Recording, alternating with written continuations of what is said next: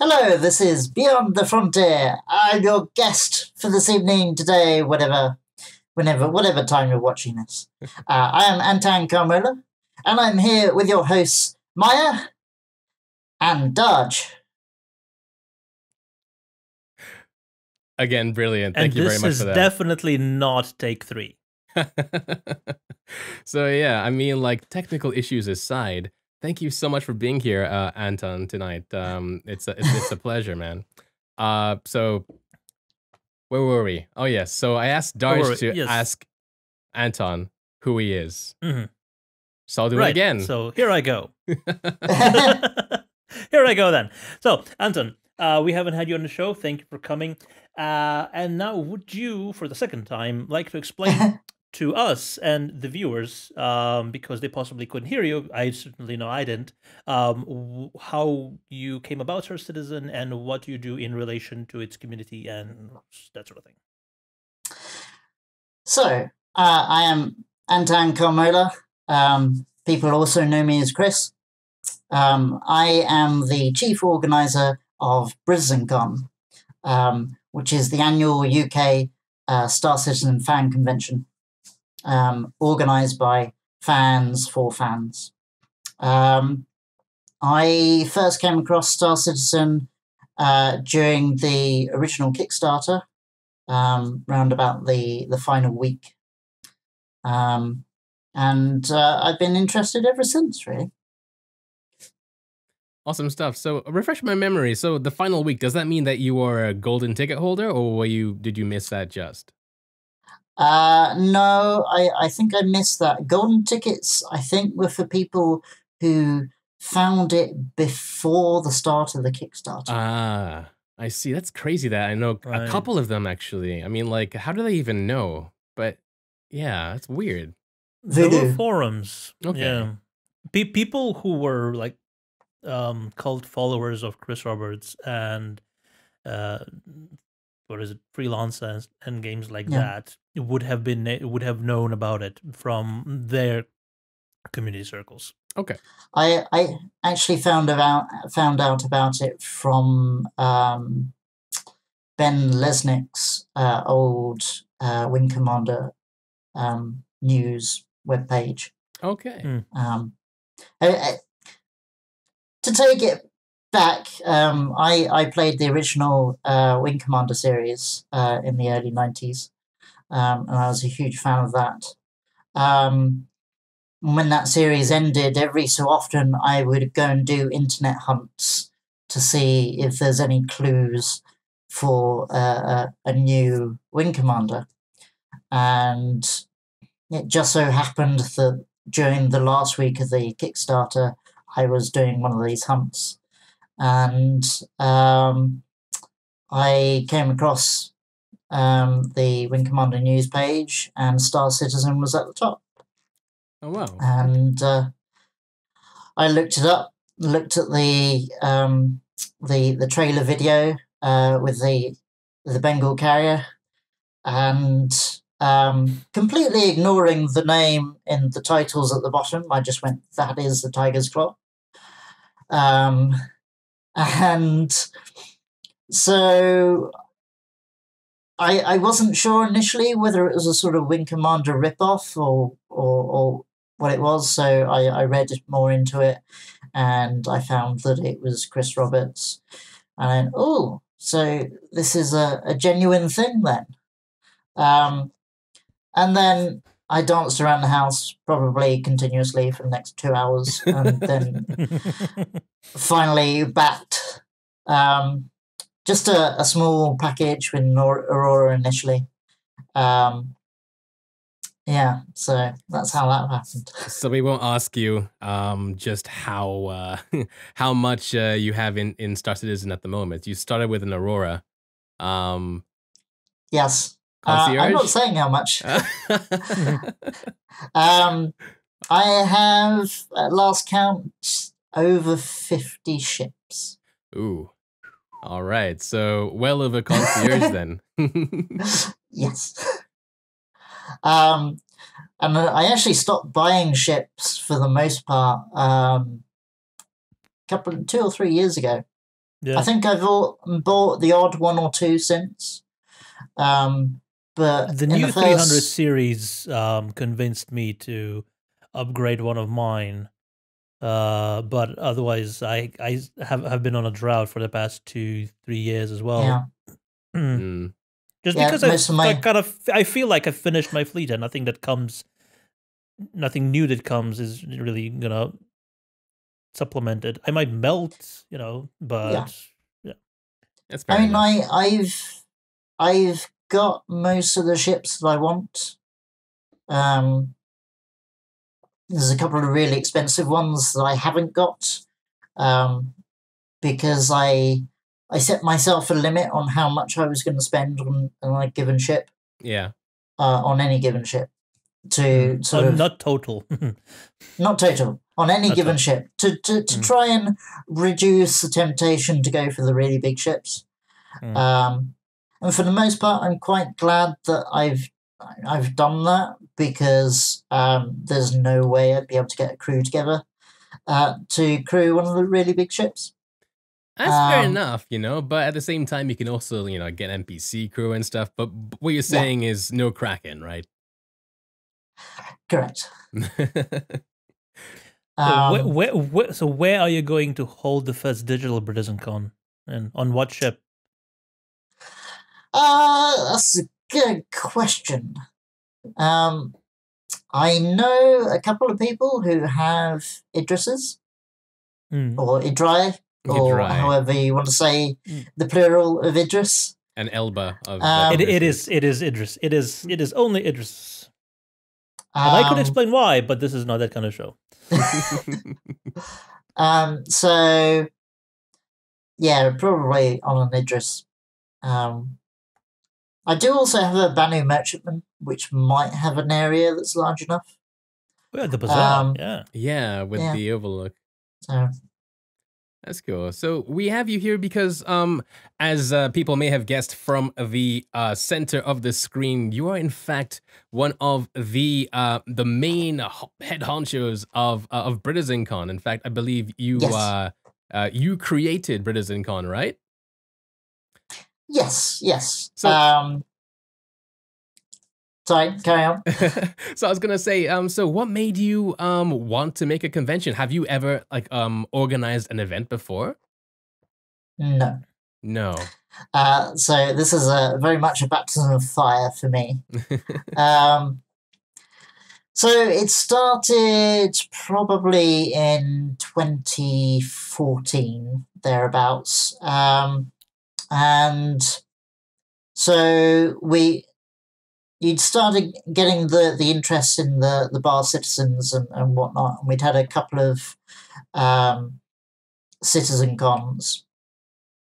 And because at the time CIG were going to Gamescom every year, and you had the CitizenCon in the States every year, and they also went to a couple of the other developer conventions in the States as well. Right. We were feeling a little bit left out, shall we say. So we, the sort of group of the UK fans were looking at doing initially just a big UK meetup, and probably in Manchester as a nice central place and close to the studio. And we'd all descend on a pub and have a good time for a day. As you do. As you do. And everybody thought it was a great idea. Nobody wanted to organise it, as is always the way. Yeah. And we were originally thinking sort of May 2015. And it got to sort of April, and of course they'd announced CitizenCon in UK that year. So we sort of gave up the idea because everybody was going to CitizenCon. Then we got to CitizenCon.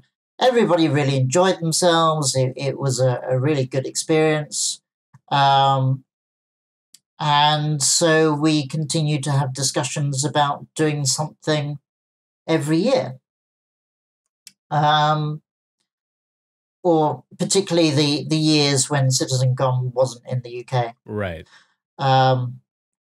And so Britizencon came and went. We had sort of little discussions in groups as to whether we'd actually do a convention the following year. I think it was initially still talks of just a meetup. And I can't remember where the idea of turning it into a full convention came in. But that's the idea that I ran with. And again, nobody wanted to organise it. So I just sort of went, well, this is a bit ridiculous. Everybody's interested. But you just need somebody to go, okay, I'll go for it. And so long as I get some help from other people, because I'm not going to run it by myself, Yeah. then we'll go ahead. And so there were a couple of us who sort of started looking at venues and that sort of thing. And it wasn't until January 2016 when actually I happened, we had a bar citizen in London, and somebody managed to arrange for Chris and Sandy to be there. And so I spent a lot of the time on that afternoon talking to Sandy about my ideas for running this convention. And at the time, it didn't even have a name. It was just the annual UK event. And she was very enthusiastic. And so we ended up sort of talking to each other quite frequently for the next few months whilst I was working on arranging it. But it was that interaction that sort of really kicked it off as this is actually happening. Right. So that's how it all came about. Okay, that's cool. Not the smoothest of births, then. No. No. It never is. I mean, you, particularly if you're learning how to organize it at the same time. So I was reliant on having people volunteer with certain skill sets and what have you. And we decided to keep the first one fairly simple. And that we would just, I think we had just one dev panel and the community panel of streamers. And there was a bar, and more or less that was it. So you said that you had a dev panel. So how did you actually manage to convince some of the CIG devs to attend? Since this was basically just a glorified meetup, so like in an official capacity, how did you get that? Basically, I asked Sandy. Good start. So, yeah, I know we that thought thing. Huh? The GSS thing? Oh yeah, that's JRDF yes. thing that he talked about at length during the previous episode of Beyond the Frontier. That's right. Check that out after this.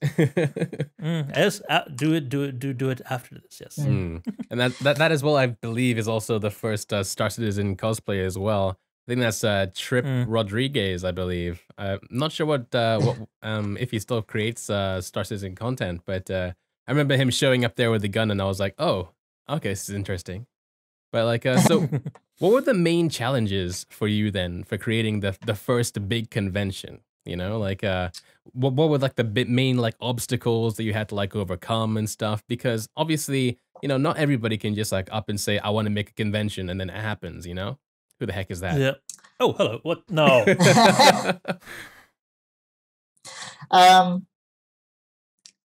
So one of the biggest obstacles is actually having the confidence to do it. So it's because it's quite daunting when you first think about it. So getting that confidence and saying, yes, I'm going to do this, is first big barrier. Then you have trying to persuade people to come. Right.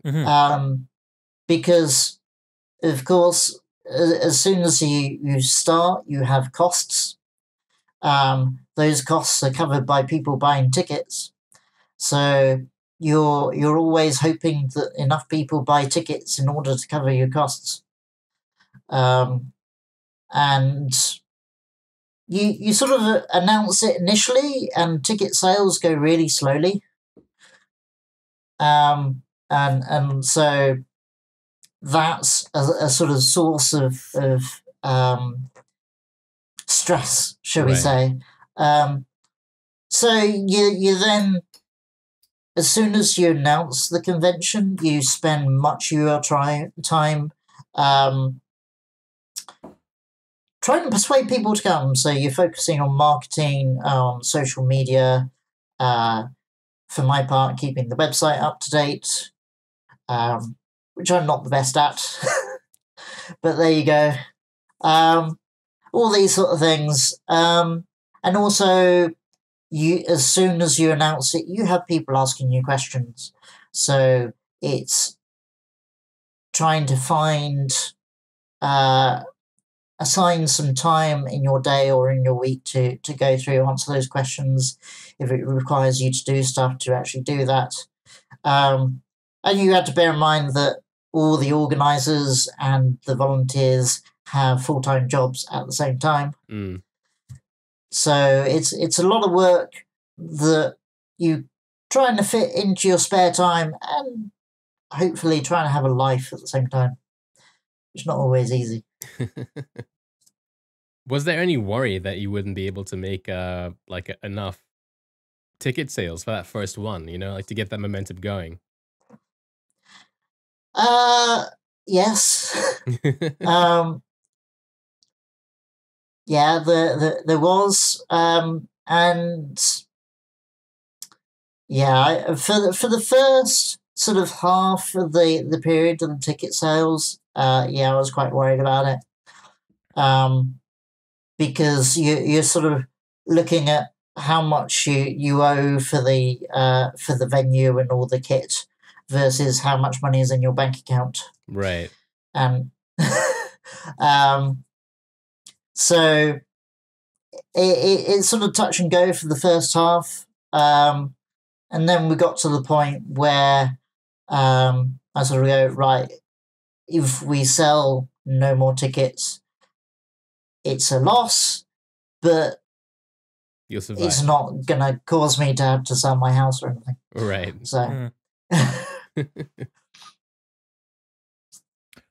So, but you did manage to pull through, right? On the first year. We didn't break even on the first year. Okay. We did make a loss. But it wasn't too catastrophic. Yeah, it was all right. Yeah, all right. All right. It was... I treated the first year as a sort of trial. And it was a learning experience. Yeah, it's a learning experience. This is we'll try the concept, see if it works. It seems successful, and I think I said at the time it was a complete success. Apart from the fact that it didn't break even, and we didn't really have enough people. So, and other than that, everybody else really enjoyed it. So.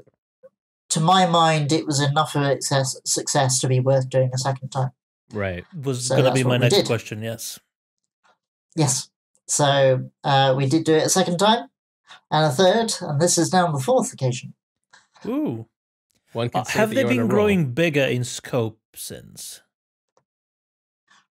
We've been sort of progressively trying to work on them in stages each time.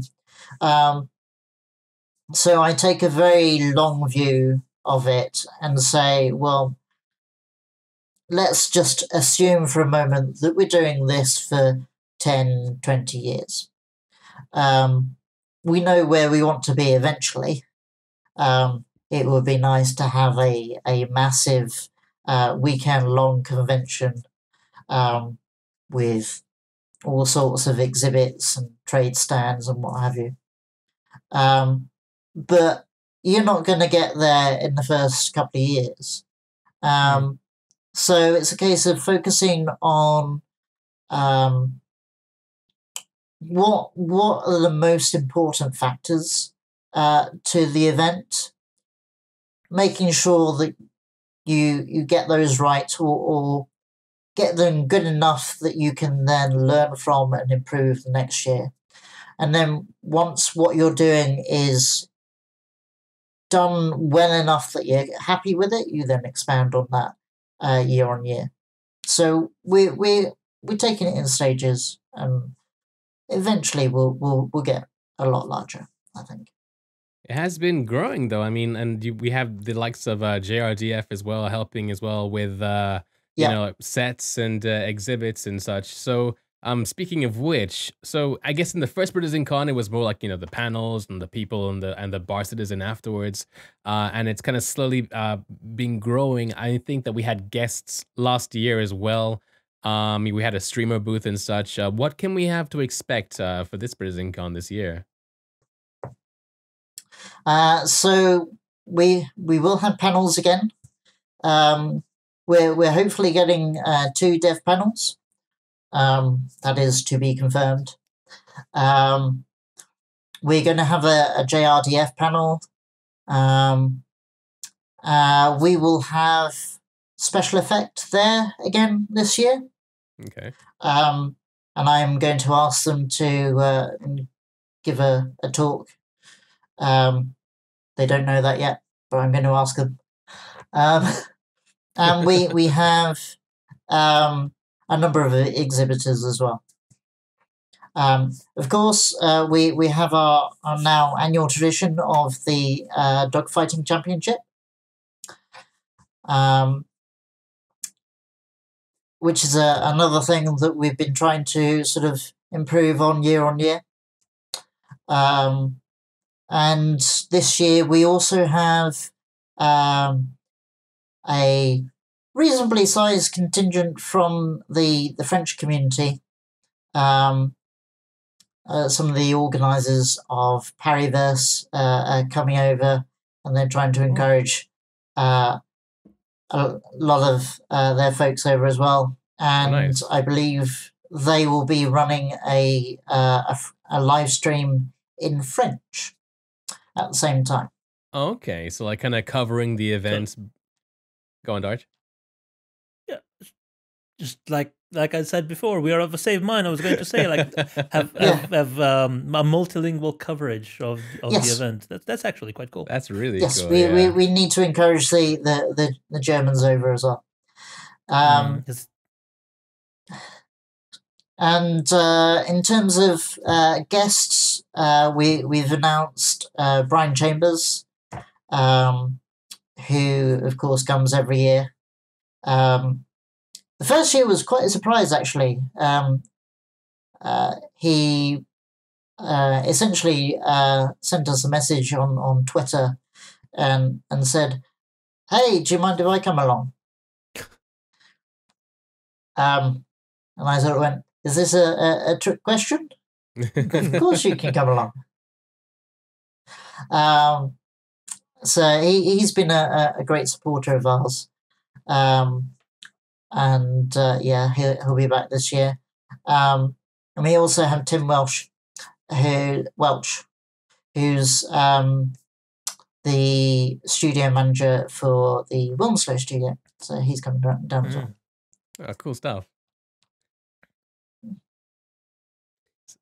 So is that things you can confirm? But is there some things that you can't confirm, but you can confirm they're cool, that will be happening at this year's Britizencon?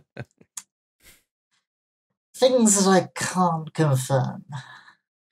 Well, it's obviously something you can't talk about. But I mean, he is the organizer, like he is the guy who is in control of those, NDAs if there are any. That is true. That is true. Maybe that's why we should have Chris Roberts on the show, that he could talk about things without breaking any NDAs because he is in charge. That's right. Yeah, I mean we're talking to various people to get them to do panels at the event. So it's more than just the dev panel or dev panels. So we're trying to add a bit more variety to the day, and also to have multiple things going on at once. So while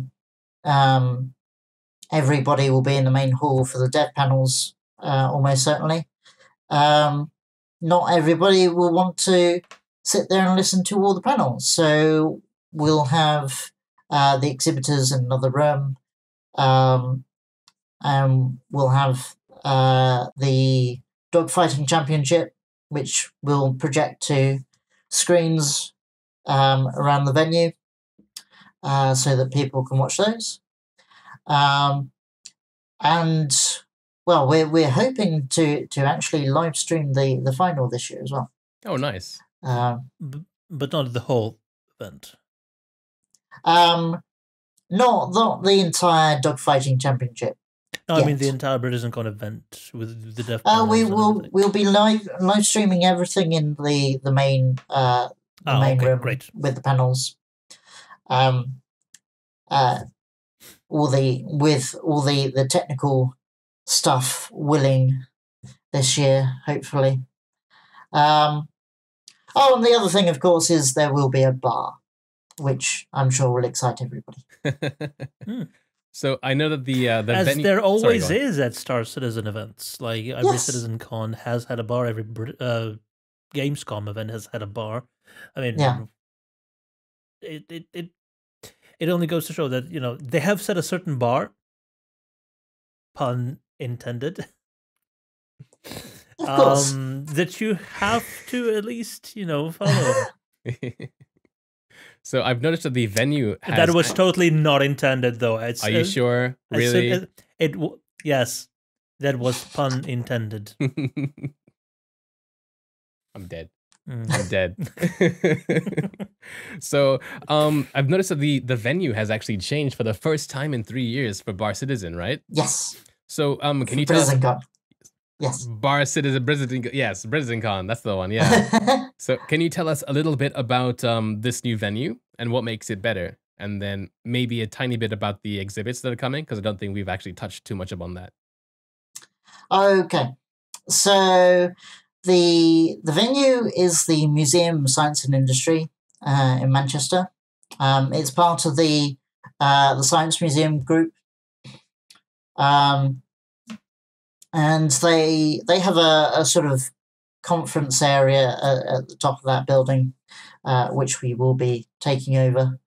The museum itself is free entry during the day, so when people are bored of Britizencon, they can go downstairs and have a look around the museum. There's lots of sort of aerospace and transport historical stuff, which will be interesting. In terms of what it provides us, we'll be more split up in terms of layout. So we'll have a main room for the panels. We'll have a separate room for the exhibitors. And a third room for the competition, the dogfighting competition, right. PCs and everything. So cool stuff. What was the other question? Exhibitors. So we've got the Republic of Laurel, the cosplay org, who actually came to Britizencon last year. The roleplay org or the cosplay org? Sorry. Or is there a difference? Roleplay and cosplay, they do both. Fair enough, fair enough. So LARPing. If you like. Star Citizen LARPing, huh? All right then. Okay. Well, that's what role-playing in cosplay is, isn't it? Yes, I guess. If they're done at the same time. Yeah. If they're done at the same time. Yeah, you're not If wrong. yeah, sure. If they're doing it I at the think same it's time, more yes. that they have role players and they have cosplayers, and they're not necessarily. Right. And we have Chris Harrow and his Xi'an workshop. So he, over the last year or so, presumably since the Xi'an language came out, has been studying that. And so he will have a table where he will he does calligraphy, Xi'an calligraphy. So he will write out your name for you or what have you. That's cool. So for our listeners out there who may not know, Xi'an the Xi'an are one of the alien races in Star Citizen, and because all things have to be high fidelity, Chris Roberts has decided that he wants the alien races to also have their own languages, and this specific race also has a written text. And this person, Chris Harrow, I believe you said his name is? Yes. Yeah. So this person has actually gone out of their way to learn all the language and also to be able to do the calligraphy for it. That's pretty crazy. I want to get my name done in Xi'an. But it doesn't end there, because Meyer has taken it one step further, and he's being the dirty earthener who doesn't remember how to pronounce the race name. Filthy Terran. It's either Xi'an or Jean, but not Xi'an.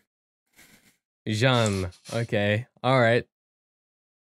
Fine. Calling me out as a filthy human. I see how it is. Yeah, exactly. Yep. Yes. And the other two that we've confirmed so far will have JRDF, who will have their own booth there. And special effects. Probably the one they will be making themselves. Yes. And special effect, who we mentioned already, they are a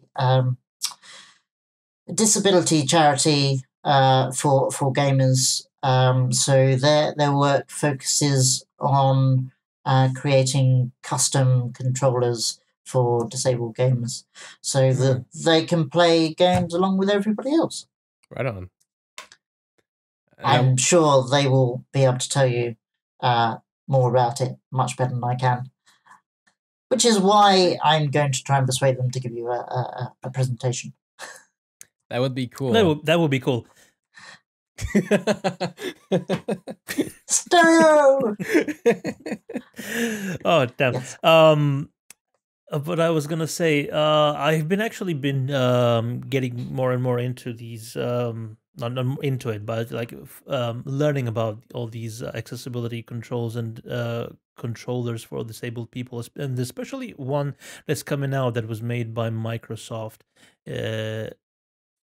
just for all, specifically designed just for it, because it has in at the back it has like 35 or how many 3.5 millimeter ports, just so you can plug in all these accessibility controllers, from simple buttons to what is it called, the blow controllers, and the little rods that you activate in whichever direction you push them. And it's finally things are happening in a proper direction when it comes to that. So, and the fact that you're actually including those and using Britizencon as a sort of platform to spread more knowledge and whatever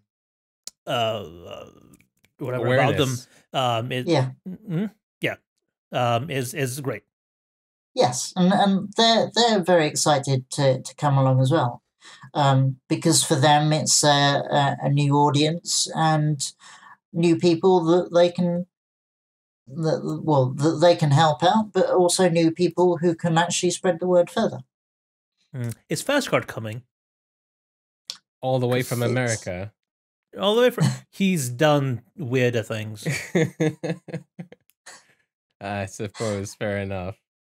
But I don't think he is.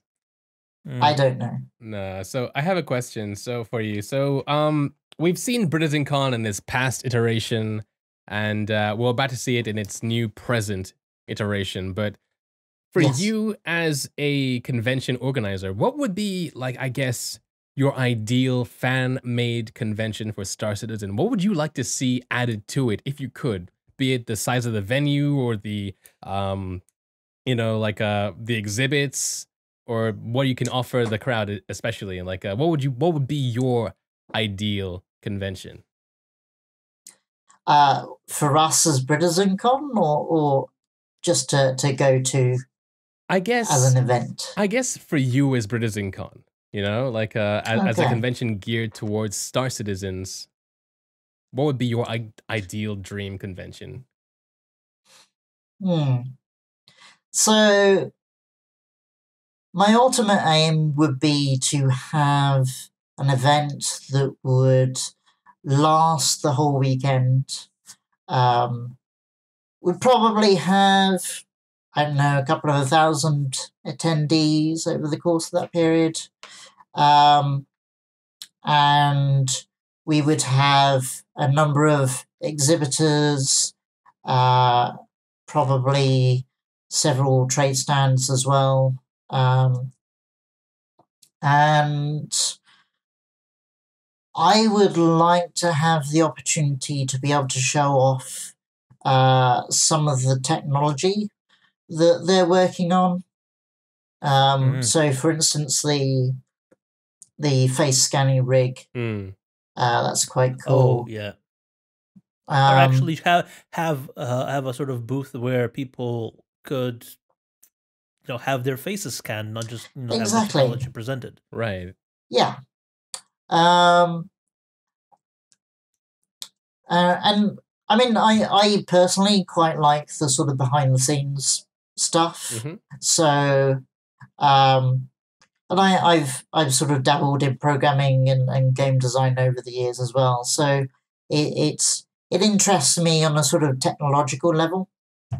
So I think a previous CitizenCon they showed off the solar system editor tool, for instance, Right. to the attendees. So those sort of things are really cool.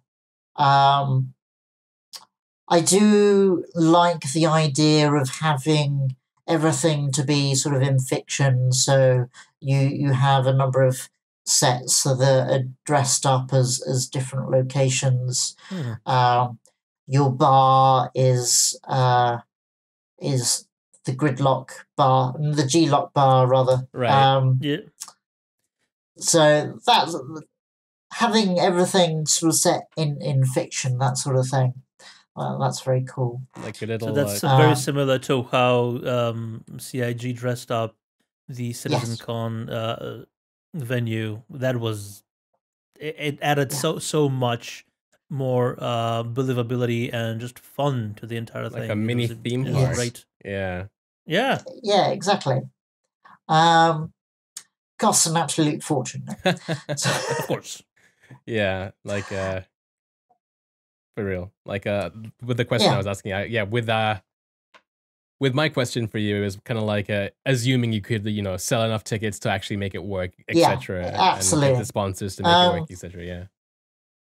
And of course, I would love to be for Britizencon to be prominent enough that it's on the sort of regular schedule, such that Chris Roberts would come and give a presentation every year.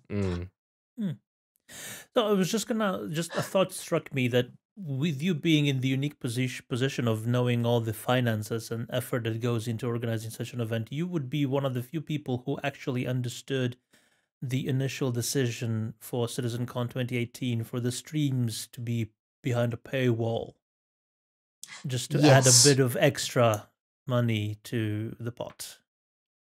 Yes, I mean, there are various ways of earning money. and I don't mean just in terms of in convention, but if you're doing any sort of creative endeavor, you've got the sort of mainstream ways of earning money where you sell tickets for things or you sell goods or what have you. But I've always been quite interested in the alternative schemes that, shall we say, rely on human decency. I've been a great proponent of open source software, for instance, where if you're giving away software for free, how do you then make the money you need in order to fund the development? And when you start looking at that, you're reliant on people being interested in what you do and give you money in terms of donations, or you can provide a paid-for service. Because if you're giving away software for free, I'm going to roll with that example. If you're giving away software for free, it's easy for people. Even if you were to charge for it, it's easy for somebody to just copy it and then give it away further for free, and that undermines your whole income idea.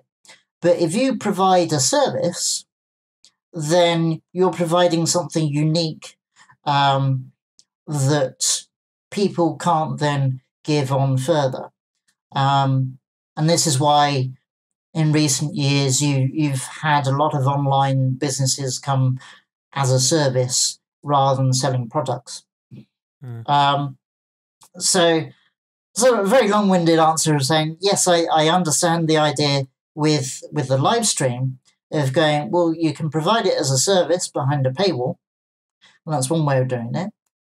Or the other way of doing it is you give it out for free and you're reliant on the decency of the people watching to provide donations. And there are pros and cons of each approach. You're going to have fewer people who will pay for access to the stream. But for each person, you're getting a bit of money. But whereas with the open approach, your potential audience is a lot wider. So even if 10% of them give you money, there's still a chance that you'll make the same sort of amount. So yeah, I understand the idea of doing that. We have actually talked about it for Britizencon. And you can do it. You don't want to deny people access completely. But you could, for instance, provide added benefits behind a paywall. So your approach. Yeah. So you're paying to get something extra. And I think that sort of approach would have worked better for the Britizencon idea. So they could have just added an item to the merch store that was just, I watched the Britizencon live stream and all I got was this lousy t-shirt and it cost like $30 or something like that. Yeah. And I mean, the thing is, they're going to put everything up on YouTube afterwards. That was always the plan, yeah, which is one of the reasons why I think the huge backlash and uproar was completely undeserved, because as soon as people saw paywall, they completely ignored everything that came afterwards. Yeah.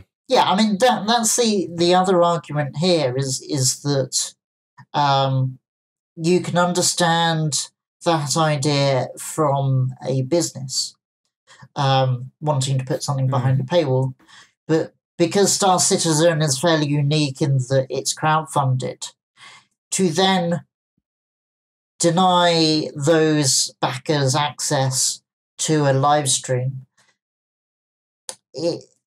seems a bit sort of unfair. Yeah. But The thing is, Blizzard does it, and there was none of the even remotely approachable uproar that came from it. However, Blizzard is an established company, not a fledgling company like CI is. Yeah. and well, the other thing with Blizzard is that they sell you products, or subscriptions or what have you, and you are aware And going mobile in, apps, let's not forget those. yes, Do you not have you're phones? aware They're never going to live that one down. you're aware going in what your relationship is with the company. From that point of view, you are a customer. You are not a backer. And that's where the difference applies there. Right. I think when Star Citizen is released and you're then changing that relationship to probably the majority of the players being customers, then I think that's the point at which you go, okay, we're going to put this behind a paywall. Particularly if they're no longer making their money from selling chips and that sort of thing. Mm-hmm. Right.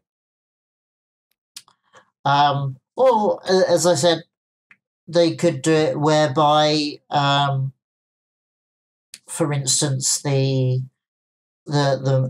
mainstream is free, but you get the stream and extra behind the scenes or added interviews or what have you behind the paywall. So you then got that tiered approach, and people will still complain because people complain, but you're still providing the main event for free. But if they wanted to charge sooner, I would suggest that my thought would be that would be how you should do it. Right, but let's get back to something more pleasant. Yes. I suppose, and the main topic why you're here, which is Britizencon. Yes. Have we actually announced the date of this year's Britizencon? Yes. We it have. is the 27th of April. 27th of April. All right. I'm now going to check the website to make sure that I actually said that right. It is. Yes. The 27th of April. Excellent. And it will start at 11 o'clock in the morning. Mhm. So, and that will allow us time to set up and everything. And the museum itself is open from 10, so anybody early who arrives early can go and wander around the museum, entertain themselves. Oh, that's cool. So, yeah. It's very close. Very close. Very close now indeed, yeah. Looking forward to it. Yeah, 19 days. Yeah. Yes. That's awesome. Did I get my math right? There's a countdown on the website. There's a countdown, but Is it? I guess if you go to the website now, yeah. If you maybe check the not website now. No. Well, Yes. if you have another device, you know, just Yes. provided your attention is not split between this podcast and your perusal of the wonderful Britizencon website. Indeed. And the website, of course, works on a phone. So you can watch us on your computer screen or your tablet and then bring it up on the phone. So Perfect. Yep. 19 17 days, days, 12 hours, 47 minutes, and 25 seconds. That's right. However, if you're watching this podcast or listening to this podcast on SoundCloud, it will be whenever you're watching, or it may have even passed. So there's that. And if it's past, it was a fantastic event. Oh yeah. I'm sorry that you missed it, but you really should join us next year. Oh, it was wonderful that you actually came and you're listening to this afterwards. Absolutely. Just to see if there was anything you maybe have missed. Exactly. I guess one last little nugget from the convention, I guess, is the fact that I'm going to be emceeing today. I mean, this time. Oh, yes. Yeah. Yes, we didn't mention that. No, yes. we didn't mention Yes. it. So, what are your what is actually the role of the Master of Ceremonies for Britizencon? I don't know. What is it? Because that is if once you actually spell out the title, that actually is quite ostentatious sounding. It's a grand title. It's a grand title. Yes, MC is like a rapper, but Master of Ceremonies it sounds like someone who should be wearing like a wig and a robe, and a gavel and. We have those for you, Maya. Don't worry. I get my own gavel. Nice. So yes, Maya will be stood at the front of the main hall, and he will be. Wait! If it's a steward, he'll need a kilt. Stood, not steward. Oh, sorry, God. misunderstood. But I'd still pay good money to see Mara in a kilt. As long as it's red. So maybe that's one of your ideas for a tiered approach. Have the entire thing free, but if you want to meet Maya in a kilt, it'll cost you. Yes. Yes. Is it too late to say no to this? No. You sign the contract. It's fine. Oh, jeez. You get paid. You're locked in. So. You're locked in. So Maya will be stood at the front of the main hall, and he will be leading the discussions in the panels, asking all the questions. We will provide you with questions. Don't worry. All right, awesome. So basically a live podcast, and judging by how smooth I've conducted this one, good luck, Chris. You'll do awesome. And sort of you'll do the nice introductory bits and the links between the various panels and that sort of thing. Right. Sounds good. Looking forward to it. Not shaking at all. Yes. It's all right. I'll buy you a drink. It'll be fine. Oh, okay. All right. Awesome. We got a deal. Just make sure he's boozed up and everything will flow slowly. Fantastic. No, don't do that. Oh, yeah, don't do that. See what I mean? Absolutely. This is coffee, I swear. I swear. Yeah, Irish coffee. Still coffee. True. Anyway, do we have anything else? Have we covered just about everything by now? We have covered... Or did you have anything in mind? I think we have covered everything except for one last thing. Your name is Chris, but your name is Antan Karmola. What gives? So, Antan Karmola is a name that I came up with about 20 years ago. I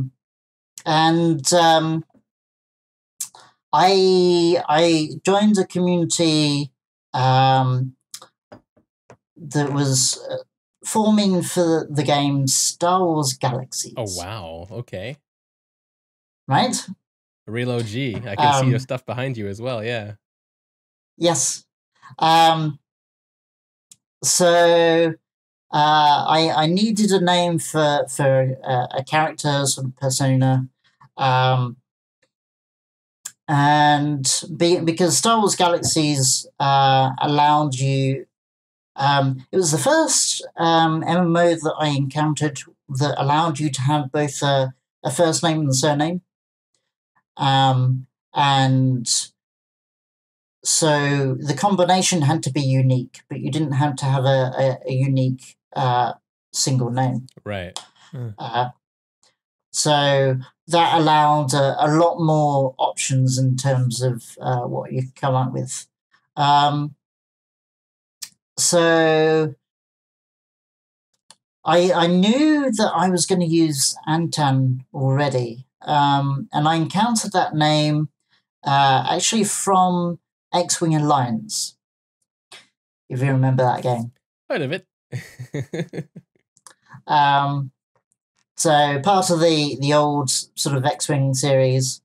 I think it was the last game in that series.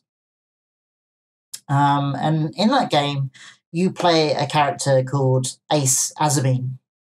and you work as part of a family business, and your uncle's name is Antan.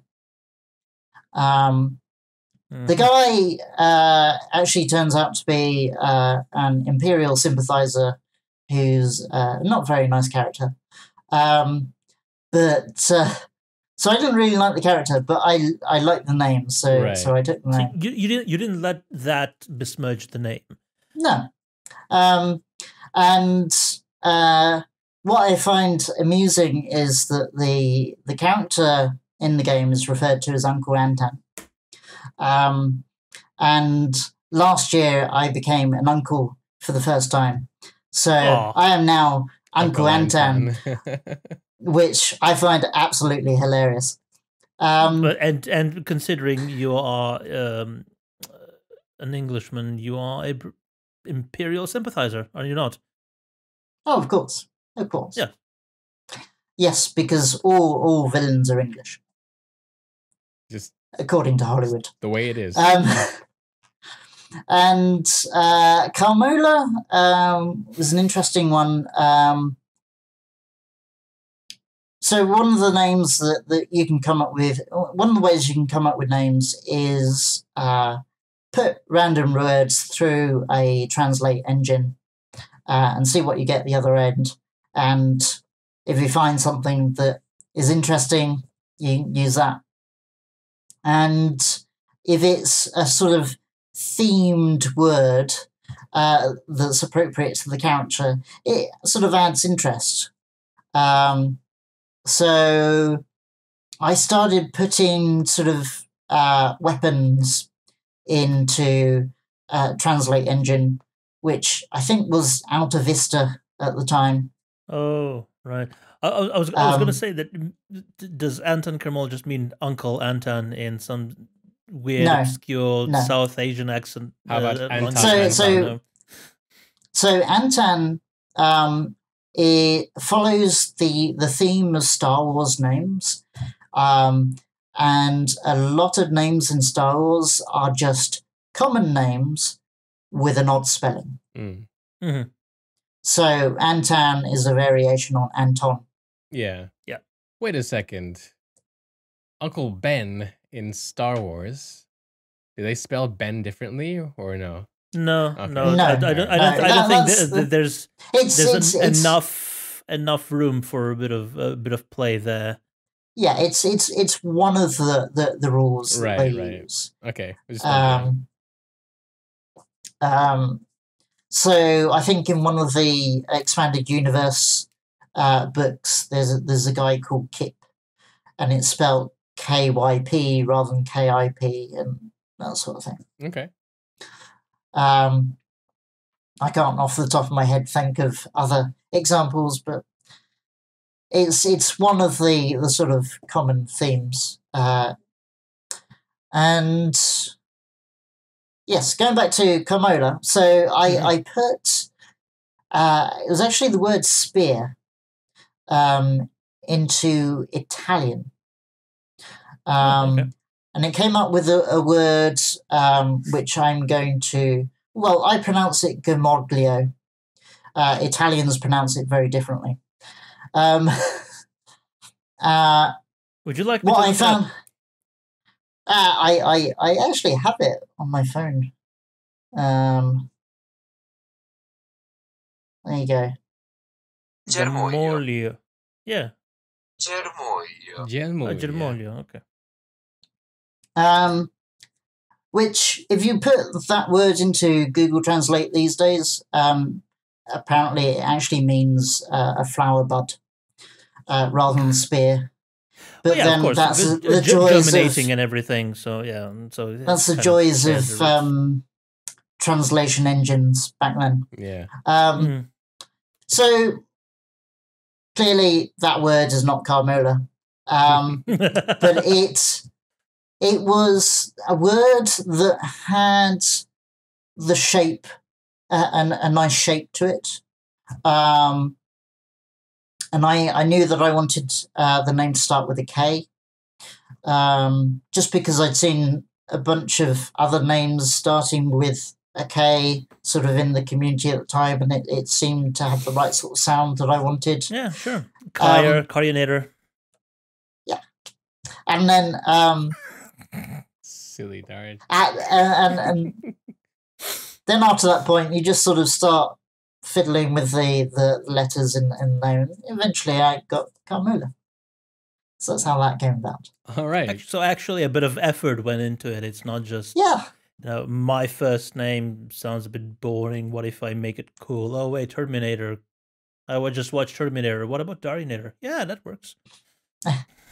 Yes, yes, there was more effort than just looking around at my desk and picking something that happened to be there. Interestingly, prior to that point, I had a username that I would often use. Was a sort of droid name from Star Wars. So it wasn't a Star Wars droid name, but it was that sort of form, right? Which actually started out being a nickname I had at school, because on one single solitary occasion, I did an impersonation of R2-D2. Which one? The scream? Like No, it's just the common greeting sound. Okay, can you still do it? No. Oh, okay. Well, I probably can, but I'm not going to try. You will not trick me into this. You will not trick me into it.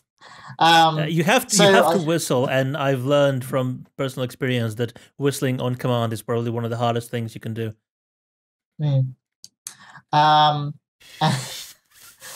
But yeah, so I used that originally, but of course it works in a Star Wars setting. It doesn't really work in any other setting. So having come up with Antan Karmola, I figured that it was a nice name to use, and it was close enough sounding to a real name that I could use it in non-gaming contexts. So it sort of became my online alter ego, as it were. Okay. So, yeah, I mean, I now meet up with people in person, and they will call me Antan, and it's perfectly natural. That's really cool, man. Thank you for sharing that. That was actually pretty interesting. Like to have a username that goes so far back. Like mine is just mild because my first name was just a syllable from my first name. That's it. That's my handle. Yeah. It's still so cagey about sharing your first name, but yeah. It's on my card. Yeah, you have to meet me in person to find out. Yeah. I think my original username was just my name. When I first sort of ventured onto the internet. Because you're so old that you were actually the first person to use Chris. No. It's I think it was an initial on my surname or something. All right. That old common way of doing it. But yeah, I realized fairly quickly that could present a security issue. Right. So yeah. Yes, but I am so old that I remember the invention of the World Wide Web. Did you meet nah, never mind.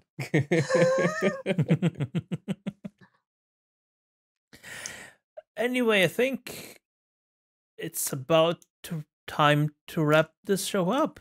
That's right. We've learned a lot about Britizencon, the history of Britizencon, the history of Antan Karmola, and what the future of Britizencon holds, especially for this year, which is happening on April 27th, so in 17 days. And if you go to britizencon.uk, you actually have a countdown timer over there and a place to buy tickets to actually go and enjoy yourselves there. Go buy tickets. If you're watching this in time, yes. Yes. And if you can't make it, still buy tickets. Because it does. Oh, 2020. No. As soon as the event ends, tickets for 2020 already go on sale, right? We also do have merch. If you want to help out with some of the costs but can't come to the event itself, please buy the merch, because all profits from that help us. Or if you want to watch the live stream on the day and donate that way, that works too. So shall we go to the quick bits? I mean, the quick questions. Shall. All right. So I guess. Right. Oh, go for it, Meyer. Okay. So, what is your favorite Star Citizen ship? The Gladius. All right. What is your favorite non-Star Citizen ship? Can be an actual sailing ship. I like tall ships. So yeah. Probably the only one that's still in service is the Italian Navy's Amerigo Vespucci. Well, there's a few sort of in private hands. I like private hands. Yeah, I like schooners and those sort of ships. Yeah. All right, but you didn't say a specific one though. Oh. We will spare you passionate because about them if you don't have a specific favorite one. But yes, we shall spare you. Meyer, next question. Okay. Let's go with the Matthew. The Matthew. All right. Yes. Awesome. There is it's the Matthew. The Matthew is the original Matthew was the ship that was taken across to found Newfoundland. Oh, they found Newfoundland. There is a yes. Was it old Lost Land before that? I don't know. Whatever the locals called it. And it was go away, white people. Probably yes. And there's a replica of it. Well, it was in Bristol Harbour. It might be touring now. I'm not sure. All right. Awesome. So space. Okay, continue with the spirit of quick questions with one-word answers. Space whale or sandworm? Space whale. Picard or Obi-Wan? I think I already know this one. Obi-Wan. Yep, called it. And as we said before, where can we find you online? At Britizencon on the Twitters, YouTube/Britizencon, Facebook/Britizencon, or Britizencon.uk. Fantastic. And now, Meyer, if you would be so kind as to see us out. All right. So thank you, everybody, for watching another episode of Beyond the Frontier featuring Daria, myself, and the one and only Antan Karmola. We will be seeing you again sometime very soon, ladies and gentlemen. It has been real on Twitch TV, live also on YouTube and SoundCloud. Until next time, guys, we'll see you in the verse. Around the verse.